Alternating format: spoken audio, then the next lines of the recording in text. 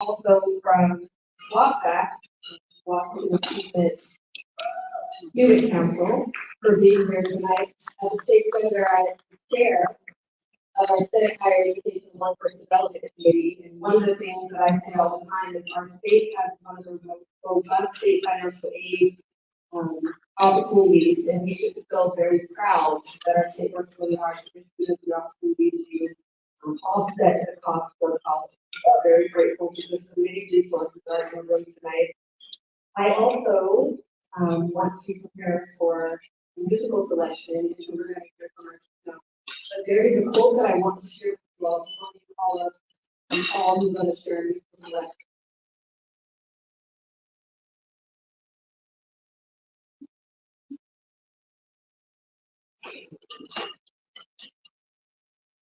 And this quote might be familiar to many of you.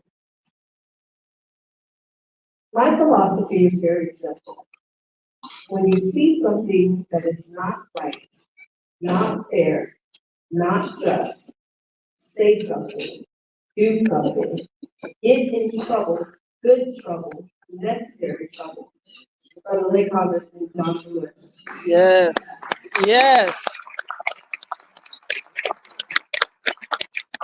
And that's the brings me to another point of gratitude. I know we recognize candidates and electeds, but I feel very grateful to live in a county like this county where I know our county council is so committed to diversity, equity, and inclusion, and so committed to the values that our Tacoma NAACP stands for. And feel so honored that we have the chair of our county council, Ryan Mello, here tonight with us as well.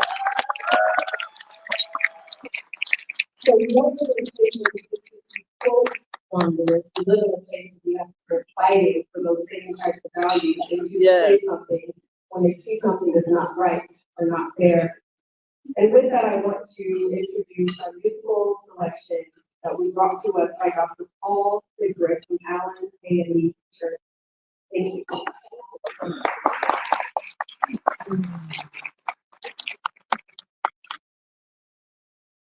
Go out and tell our story to your Go out and tell our story, let it echo far and wide, make them hear you, make them hear you. How justice was our battle and how justice was denied, make them hear you, make them hear you. And say to those who blame us for the way we chose to fight, that sometimes there are battles that are more than black or white. And I could not put down my sword when justice was my right, make them hear you. Go out and tell our stories to your daughters and your sons, make them hear you, make them hear you. And tell them in our struggle we were not the only ones, make them hear you, make them hear you. Your sword can be a sermon for the power of the pen.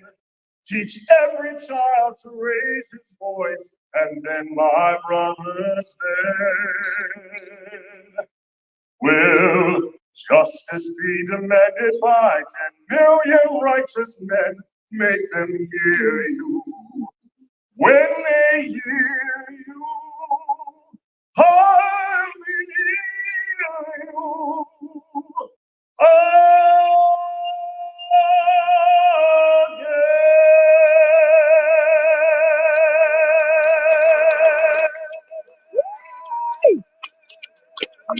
Yes.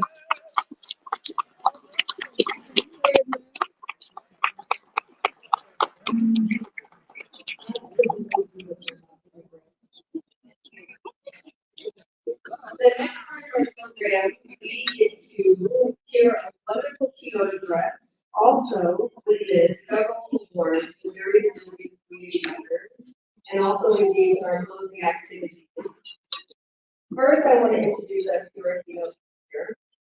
We have with us Dr. Shirley Crest, who's the president of the regional NAACP State Area Conference. Let's give that around.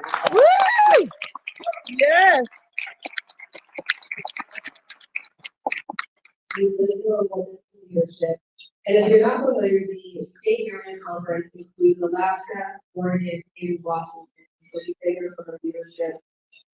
She serves to achieve equity, political rights, and social inclusion by advancing policies and practices that expand human and civil rights. She began her career as a legislative aide to Washington State Senator Rosa Franklin, who was the first Black woman to serve in our state Senate.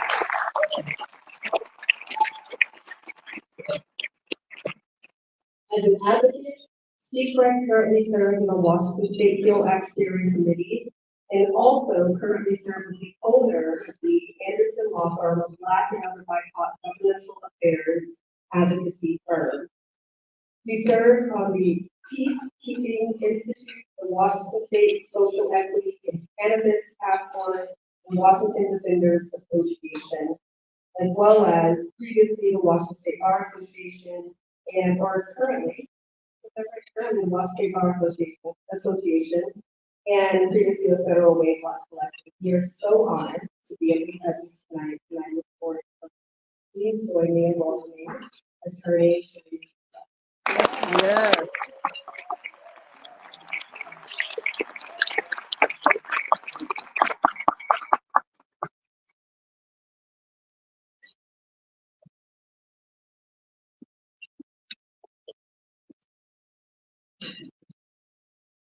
Stormy the road we tried, bitter the tasting pride, felt in the days when hope unborn had died.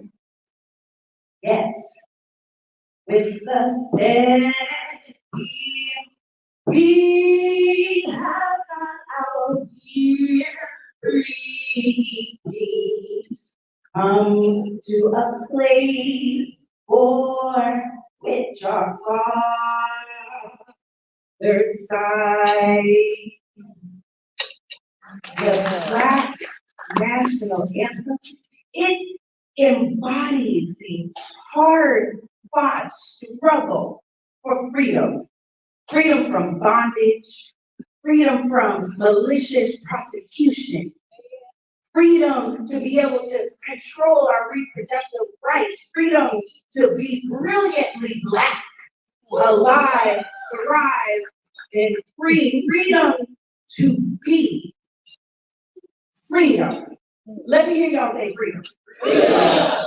Now we are at an NAACP Freedom Fund dinner. Let me hear you say freedom. Freedom. Stony the road we trod. This journey to freedom hasn't been easy. Listen, being Black in America isn't easy. My mama's mama would say, like for me, it ain't been no crystal stair. But although the journey has been hard, we know what it's like today to advance, to lean in, to hold our chin down and our hands up and make it to the other side of adversity, because we stand upon the shoulders of those who have come before us.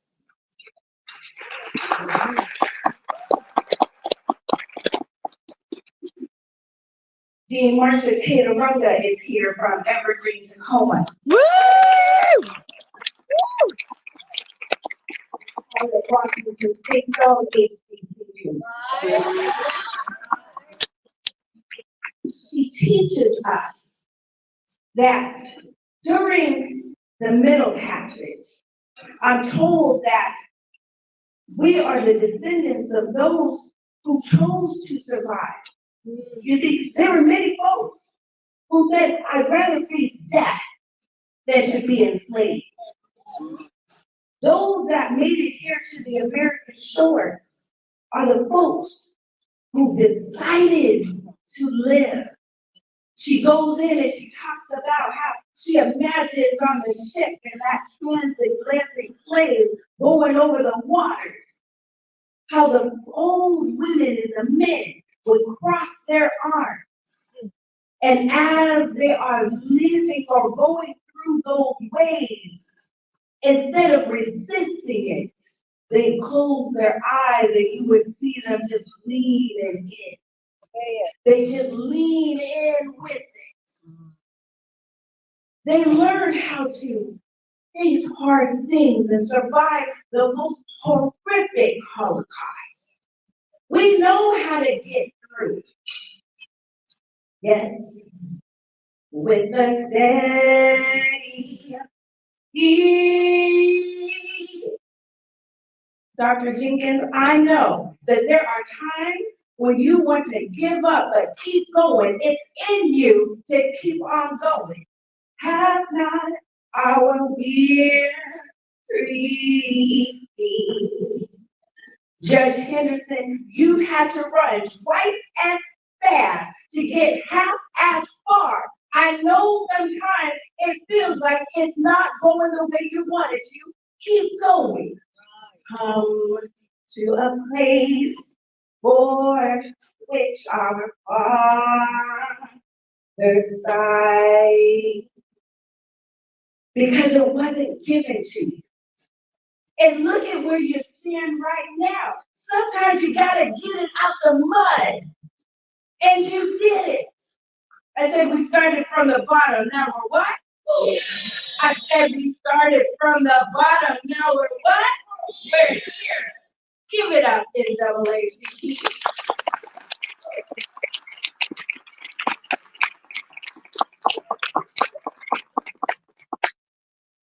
Once again, my name is Attorney Shalee Seacrest. I have the pleasure of serving as your regional president of the biggest, the baddest, the boldest, and oldest civil rights organization in the nation. I'm talking about the one, the only NAACP. Give it up. Yes. Yes.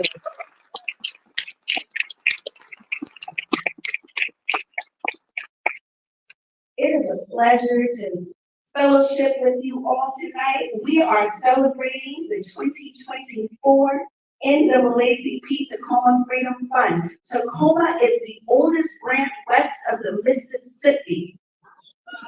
The oldest. I want to thank President Johnson and his amazing team for coordinating an awesome event. Do you guys see this little event? Yes. Yes.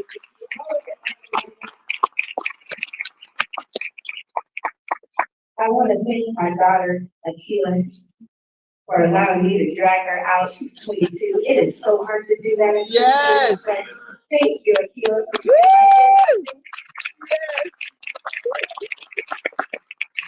I was here just a few minutes, and I wanted to talk to you just for a moment about stepping into your yet.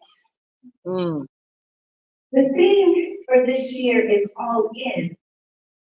How do we step into what's in store? When we are facing adversity, how do we step into it, knowing that it's going to be hard? What is that determination in us to make it through to the other side victoriously? Now, I want to make certain that we're all on the same page. So stepping into your yet, let me give you some examples. In 1993, Washington State became the first in the nation to enact the 3 strikes you're outlaws. Commit 3 violent felonies for the rest of your life without the possibility of parole, you are going to be sent to prison. As if overnight, we were losing our Black men like something I've never seen before. Single mothers were raising children in households by themselves, making ends meet by themselves. It was horrific on our communities. Yet, in comes a football playing man from the Seahawks, Doug Banquet. He's governor appointed to a community clemency board that makes recommendations to the governor on who should be released. Yet, it was dark and we found our yet. I'll give you another example. There was, let me find one. There was the housing initiative. There was a time where here in Washington State, folks were redlined. If you were Black, you had to stay. If you lived in Seattle, you had to stay in the CD. If you lived here in Tacoma, you were on the hilltop. And it impacted our ability to be able to build wealth. Where families would normally send their children to college, and they have equity, they have something that they're able to secure loans on. Black families who weren't either homeowners or their property didn't have the equity in it. They weren't able to get loans for common type of things. They didn't have the wealth, the collateral, the things to hold it in place. It impacted our ability to do everyday tasks. Yes, Washington State's Representative Jamila Taylor, she was able to start a housing, we called it at the time, the reparations, housing reparations. Folks were a little nervous about that word, but get used to it because it's coming.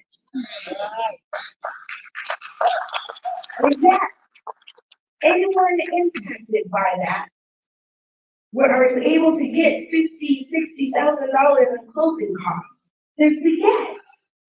I say this because anytime there's moments where we're saying, this is too atrocious for us to be able to go through, we have to learn how to step into the yet.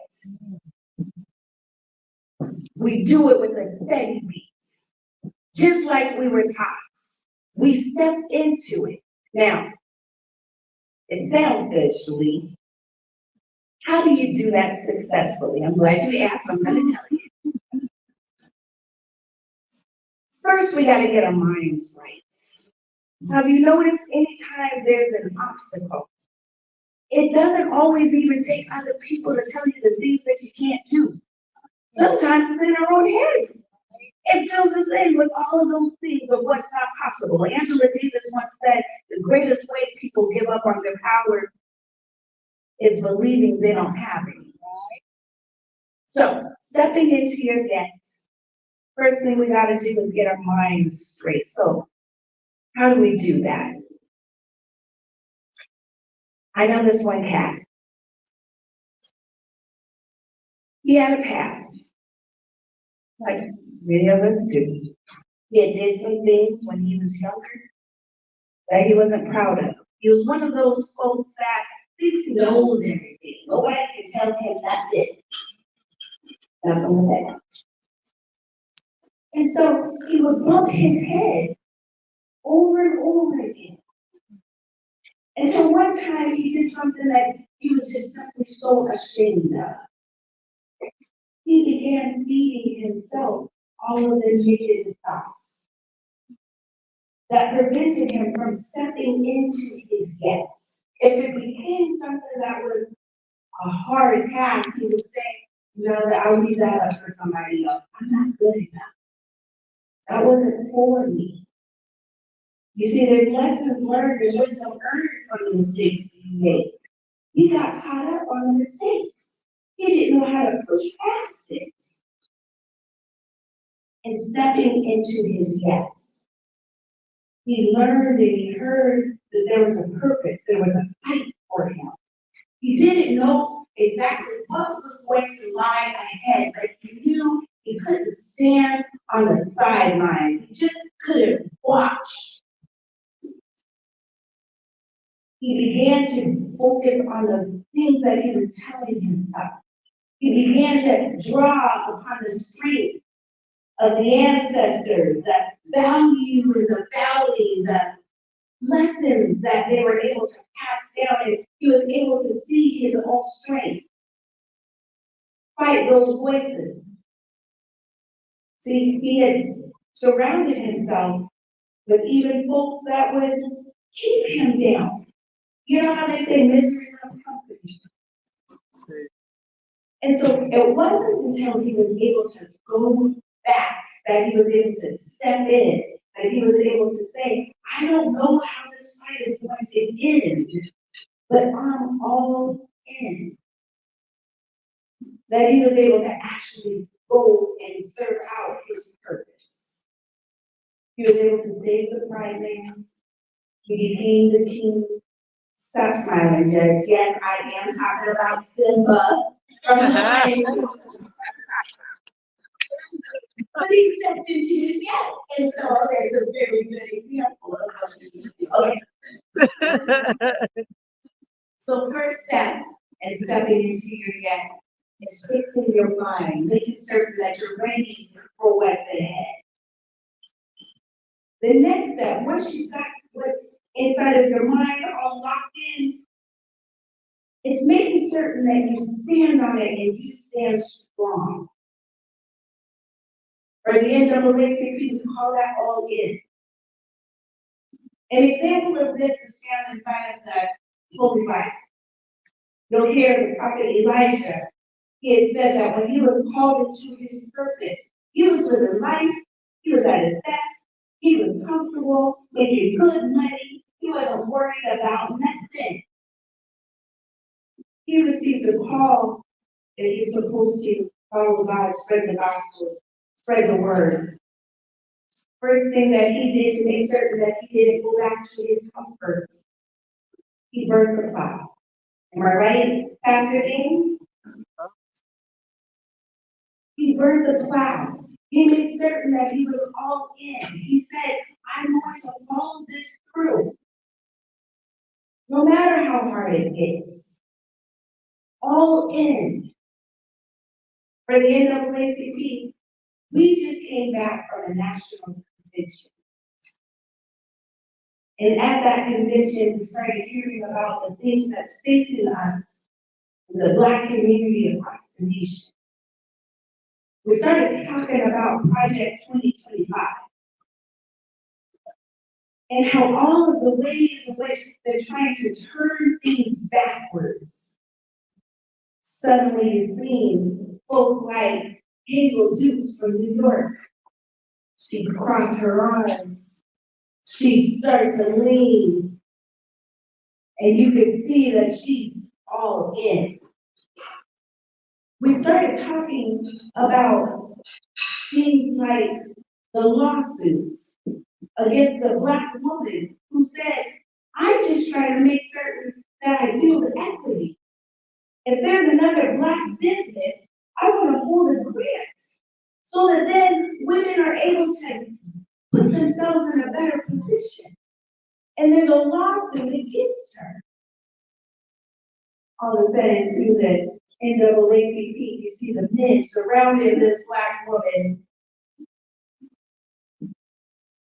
with the steady beat. They started saying, we're all in. We are at a critical time in the NAACP family where I'm not telling you just to vote. I'm not saying to bring you and 10 other people and remind them to submit their ballots for November. We've got excellent candidates that are running. We saw them stand up. All of these Black faces, community leaders who are committed to diversity, equity, inclusion, committed to all of the values that align. But it's beyond just voting. Voting is the tip of a very large iceberg. I want to see our schools filled with Black students in higher education. I want to make certain that we are running for office ourselves, that we have a pipeline of leaders. I want to make certain that we've got judges throughout every single sector of our courts. We build pipelines. That's how you say all in. When I say all in, I want you to say all in. All in. All in. All in. All in. And we're committed to that. Voting in November is a step. Making certain that you are a candidate, making certain that you have the opportunity to position yourselves into positions of power. That's all in for the NAACP. Yes? Yes. Now, Shalene, we talked about getting your mind right. We talked about being all in. What's that third step to make certain that you can make it through victoriously? Faith. You gotta be able to step into it knowing that this is a victory. You gotta walk into a battle knowing that you will make it through the other side and bring other people along with you. I'll end this in saying, when you are out there and you are facing adversity and you can't see exactly what's in front of you, you are standing alone in the darkness and you might be scared. Walk out in faith, knowing that one of two things are bound to happen. Either there's going to be something strong and stable and sturdy in the darkness for you to hold on to, or you are going to learn how to fly. Thank you, NAACP. Yes. All in. Yes.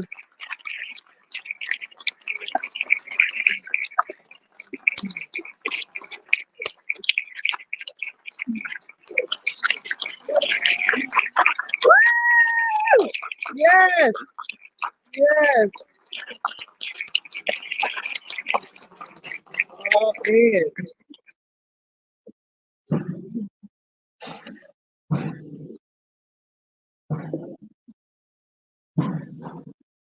On the move, Yeah. on the move. Being all in, All in. getting our mind right, Yes. making sure we know where we're going. We're being faithful. I'm so proud. Thank you so much, President. Yes. This is a joy for me because the people who are going to be recognized tonight have been, they've been on the mark. And they don't always get anyone who's a witness. Much of the work of the NAACP is done behind the desk and behind where people are, working with people in the worst moments. And when successful, you're not doing my job. But when you start doing this, that's when we know we're significantly needed. And that need is so great. So I thank you all for being here tonight. I want to now, let's bring our awardees forward. Let's let the community see them. I know what they're doing. I'm glad to come here.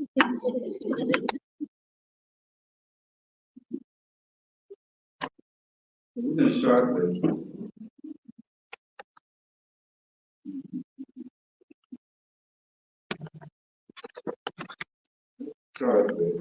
someone who's been on the march to make sure moves on kids.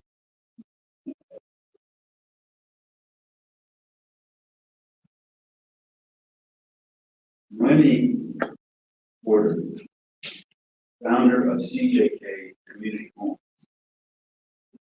She was prominent leader, advocate for affordable housing for people in our community. I met Noemi when she came called to the NAACP because she was clearly middle class, clearly living the good life, but being sued. Kids. Big money's taken from her account, paying for these legal